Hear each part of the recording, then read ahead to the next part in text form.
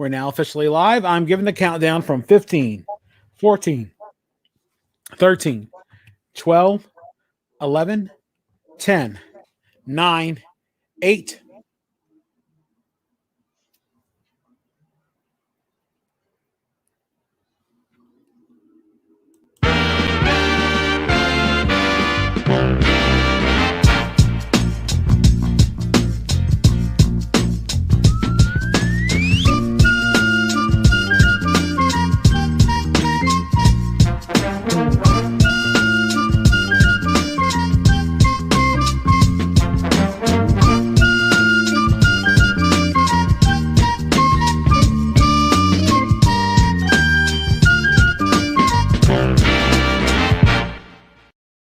The Los Angeles Dodgers are the defending champions in MLB, and right now they are on the verge to at least making the playoffs to start their title defense.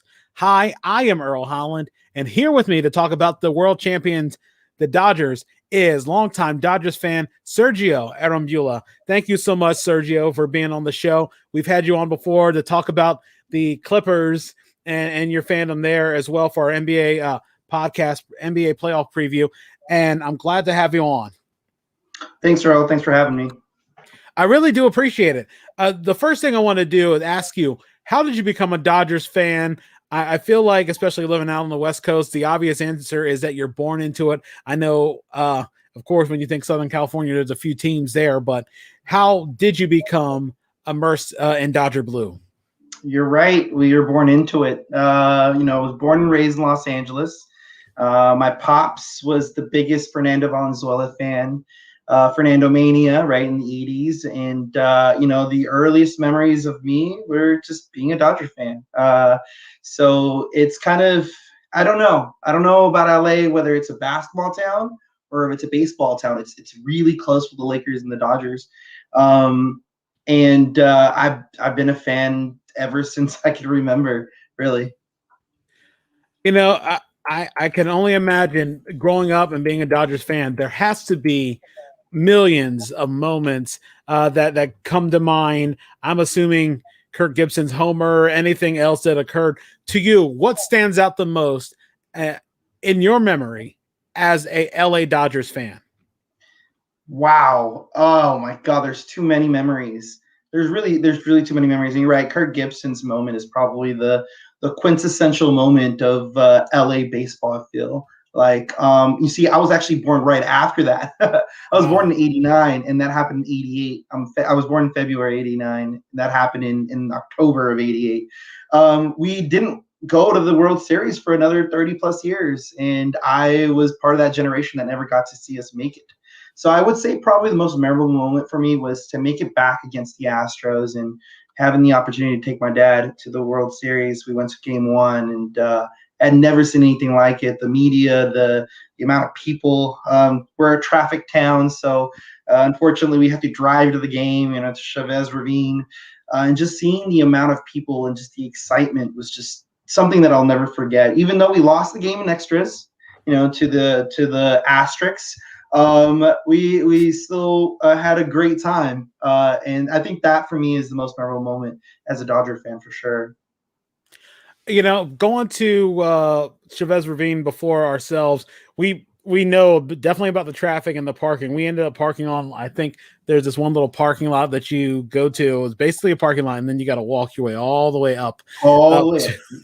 And I can only imagine. I mean, going there, it's one of those places along Yankee Stadium, which I've yet to see, and I guess Fenway. I mean, that you would have to go to just to say that you've been to, and just to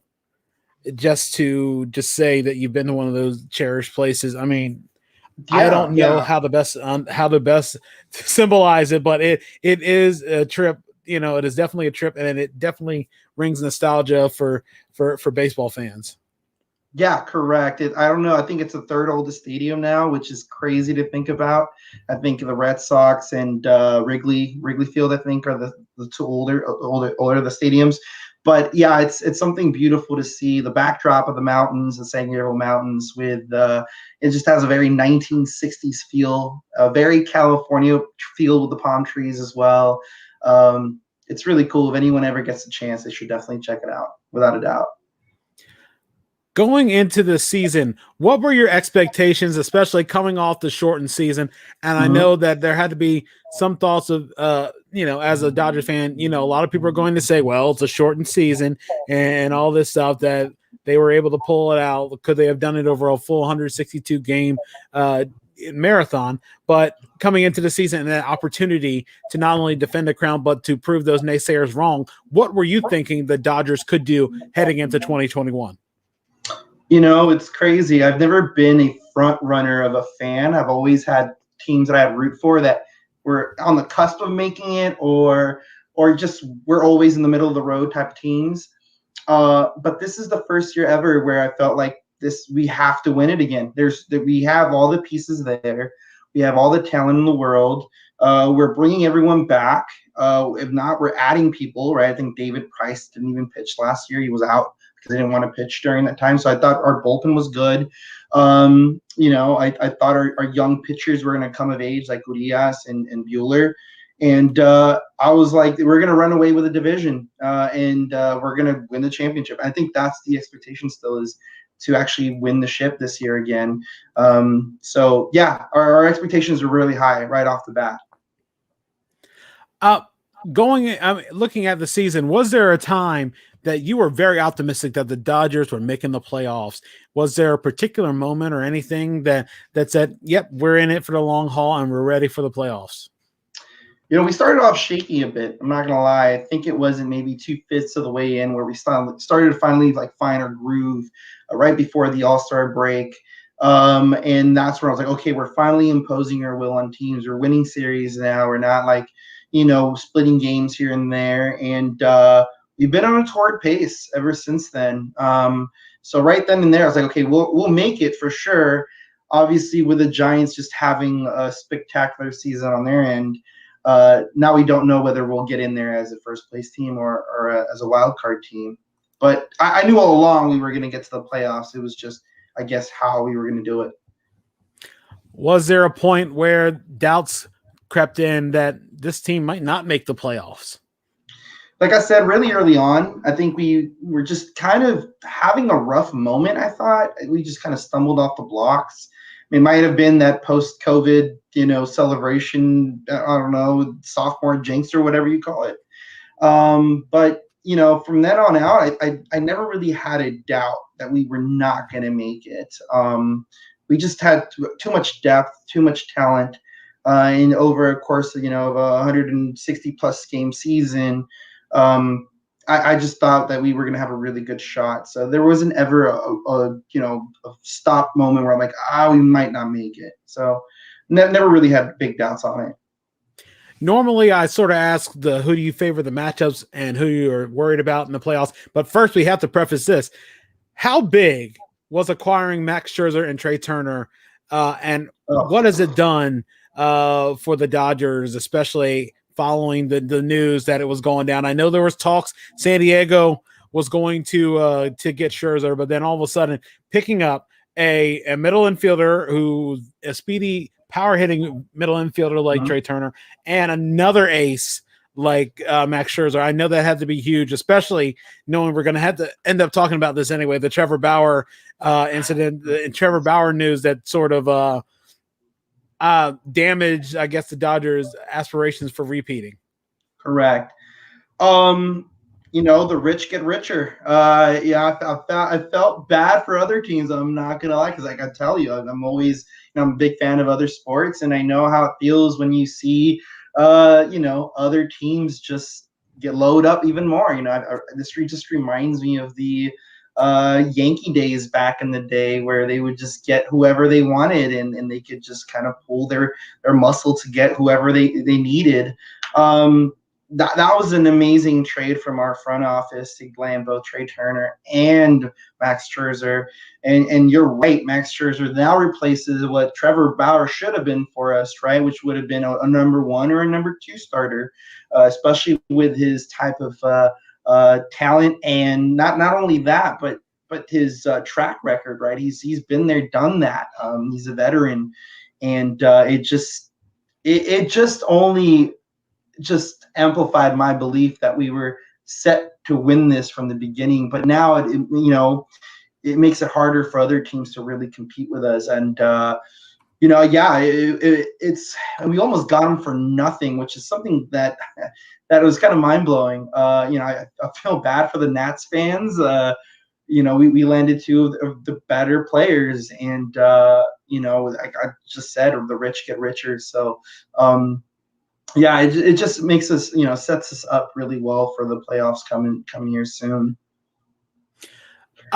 Just thinking about the possibility of, if everything sort of doesn't happen with the Bauer thing, you could potentially have a rotation of Kershaw, Scherzer, Price, Bauer, Bueller, and then still have a bunch of other guys who could fill in, take up the slack as a fifth starter. That's I guess an embarrassment of riches is definitely one of those things. And you're right. You just totally you even skipped over Urias, who's probably winning. He has the most amount of games won, right? I think he's 18-3, under 2, under 3 RA right now. And you're right. It's just an embarrassment of riches, and coming into the playoffs, how people go on short rest, and we legitimately might have 4 or 5 starters that could carry us to a championship. And it's a nice position to be in. I'm not gonna lie. Yeah, I was gonna say that's probably 71 Orioles comparison. Sure, 20 wins in a season is probably not gonna happen anymore, especially let alone by 4 guys on the same staff. But 4 guys, maybe that's, I'd say 90s Braves, but that's even the level of talent and everything there. But I guess one of the biggest things we're going to talk about, that with the success that the Dodgers have had, who knew that one of their biggest rivals would be just as successful, especially in how they're doing it. You call it voodoo magic, smoke and mirrors, whatever. But seeing that the biggest rivalry, and probably one of the biggest rivalries in baseball history, they're both playing insanely out of their heads well. It's been extremely frustrating and annoying, because you'll see, let's say, the 10-day marker, you'll see the Dodgers go 8-2 in the last 10 games, and then you'll see the Giants go 9-1. Or when you have a down moment, you might have it a 7-3 or a 6-4 10-day mark. They'll have a 7 and an 8-2 mark, and you're like, how is this team not losing? How are they doing it? They were never supposed to be in the picture. I thought it was always going to be the Padres. I thought that was the team that was really going to be challenging us, and they just kept going and going. And I honestly thought, okay, the dog days of summer, they're gonna stumble right after the All-Star break. At some point, it's gonna catch up to them, and we are here literally a week and a half away from the season ending, and they're still up a game on us, and they just don't want to lose. They just don't want to lose. And I don't know what to compare it to, because I've never really seen this before, where a team has been hot all year. And kudos to them, man. They made it work. They really made it work. But it's been really frustrating as a Dodger fan. So, it makes things more interesting, at least. But it does suck. To you, do you feel after the World Series win, it gets a huge burden off the Dodgers' back, and now they can just play without the worry about, are they one of the best teams, sort of a Buffalo Bills type of mindset, best teams not to win a World Series in that span? Because basically, think about it, the loss to the World Series to the Astros and the Red Sox, the playoff game in 2019 where Howie Kendrick hits that homer that rallies the Nationals past the Dodgers, and then finally being able to get over that hump against the Rays. What does that mean, especially when it comes to the relief that World Series brought over the past 5 years? It was a shortened season, and I thought that, it might have felt different, because, it was a season that really didn't reflect on how a team could have really done well during the span of a regular season, or if, people were going to give it an asterisk because, you didn't have fans on the stands, and you didn't really have to travel like you had to do before. And it still felt great. It still felt like it was a championship. It was something that you felt really good for Kershaw, getting that monkey off his back. seeing the other guys that have been there with us for a long time and finally coming through. It really felt good. And I think, at least this is what I think. I know we are favored this year, right?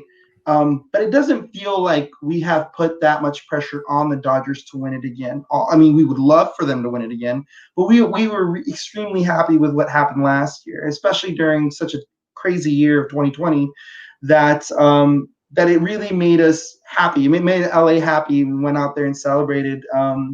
And I don't think that there's as much pressure for them to win it this year as they would have had any other year, because they won it last year. So kind of my take on that. As we go to the World Series predictions, who do you have coming out of the American League? Who do you have coming out of the National League? Who wins the World Series and how many games? Whew, that's good. That is good. I'm gonna from the American League, I'm gonna give it to the Astros. I think the Astros are gonna come out. I think this is their last hurrah before the team splits up. I think, Correa might not be there soon. I think Bregman might not be there soon. I like their chances in the playoffs. Obviously the Rays are there, right? Rays got their, but I just think the Astros got what it takes to get there. So I feel like they're going to be the surprise, I guess, out of the American League. And then out of the National League, I'm definitely going to give it to the Dodgers. I just don't see anyone really giving us a hard time.